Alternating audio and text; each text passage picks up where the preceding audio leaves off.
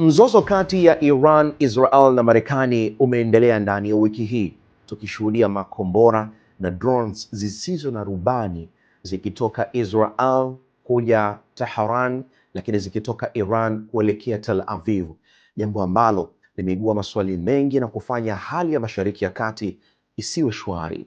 Maelfu ya raia wameripotiwa kufariki pamoja na kupata majeruhi, jambo ambalo tumeshuhudia taifa la Urusi pamoja na China zikitoa matamko ya kutopendezewa na hiki ambacho kinaendelea, ilhali swala la nishati ya gesi pamoja na mafuta likiwa ni kizungumkuti kote ulimwenguni.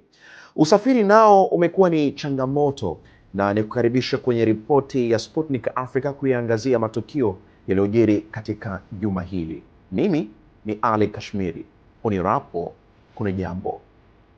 Rais wa Marekani Donald Trump amesema kwamba operesheni za kijeshi za Marekani zinaendelea vyema na kwamba mashambulizi yaliyomlenga kiongozi wa Iran yalipunguza hatari kwa Marekani. Katibu wa Baraza la Usalama wa Iran, Ali Larijani, amesema Iran haitakubali mashambulizi ya Marekani na Israel na kwamba hatua hizo zitalipa gharama kubwa. Urusi kwa upande wake imesema ina wasiwasi mkubwa kuhusu mzozo huo, ikitoa wito kwa kupunguza ghasia na kulinda raia. Rais Donald Trump ameonyesha pia hasira yake juu ya baadhi ya viongozi wa Ulaya, akisema baadhi ya hatua haziendani na mikakati yake ya kijeshi na kwamba baadhi ya nchi za Ulaya hazijashirikiana ipasavyo na Marekani katika vita dhidi ya Iran. Usafirishaji wa bidhaa kupitia mfereji wa Hormuz umepungua kwa 90%.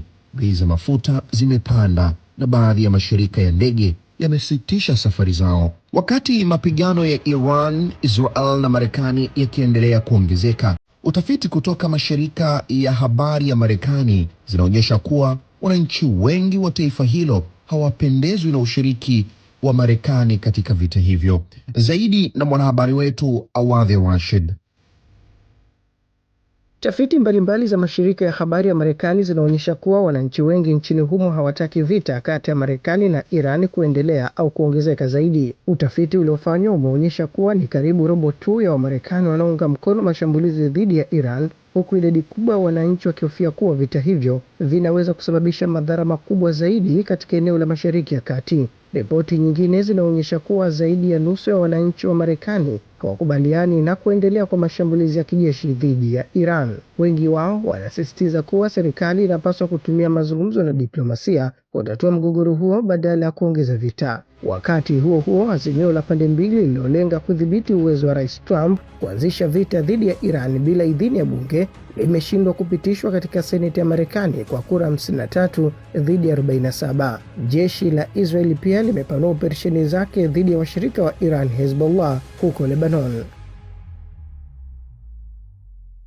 Rais wa Urusi Vladimir Putin amesema Urusi inaweza kuacha kuuza gesi kwa nchi za Ulaya na badala yake kupeleka gesi hiyo kwa masoko mapya yanayoendelea kukua. Amesema kama Umoja wa Ulaya utaendelea na mpango wa kupiga marufuku nishati ya Urusi, basi Moscow inaweza kusitisha mauzo mapya na kushirikiana zaidi na nchi za washirika wanaoaminika.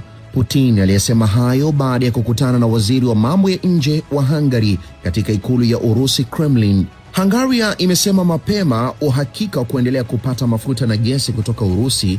Pia pande zote zimekubaliana kutafuta njia mbadala za kusafirisha nishati endapo mabomba ya kusafirishia mafuta na gesi yatapata matatizo. Wakati huo huo, Putin amelaani shambulio la ndege zisizo na rubani lililolenga meli ya kubeba gesi ya Urusi karibu na Malta, akisema ni tendo la kigaidi. Meli hiyo ilikuwa inatoka Murmansk na wafanyakazi wote 30 waliokuwemo waliokolewa salama. Putin amedai kuwa Ukraine kwa msaada wa baadhi ya vyombo vya kijasusi vya nchi za Magharibi inapanga kushambulia mabomba ya kusafirisha gesi ya Blue Streams Gas na Turkish Stream Gas Pipeline katika Bahari Nyeusi kama ilivyotokea kwenye mlipuko wa Nord Streams Pipeline mwaka 2022. Ndani ya wiki hii pia Rais wa Jamhuri ya Afrika ya Kati Faustin Archange Touadera alifanya ziara ya kiserikali nchini Urusi ambapo ameishukuru taifa hilo kwa kusaidia kuhakikisha uchaguzi wa urais nchini humo ulifanyika kwa usalama. Toudera pia alishukuru Urusi kwa misaada ya nafaka iliyosaidia wananchi kupata unga wa chakula. Kwa upande wake, Rais wa Urusi Vladimir Putin alisema nchi yake na Jamhuri ya Afrika ya Kati zina matarajio mazuri ya kuimarisha ushirikiano katika sekta ya nishati na kilimo.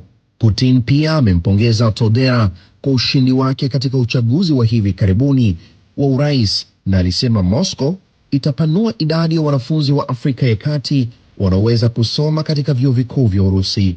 Aidha, Putin amesema pande hizo mbili zinatarajiwa kuunda hivi karibuni tume ya pamoja ya serikali itakayoshughulikia masuala ya biashara na ushirikiano wa kiuchumi kati ya Urusi na Jamhuri ya Afrika ya Kati. Hayo ndiyo tuliyokuandalia katika yale yaliyojiri kwenye juma hili kupitia Sputnik Africa. Kwa niaba ya timu nzima, mimi ni Ali Kashmiri. Unirapo kuna jambo.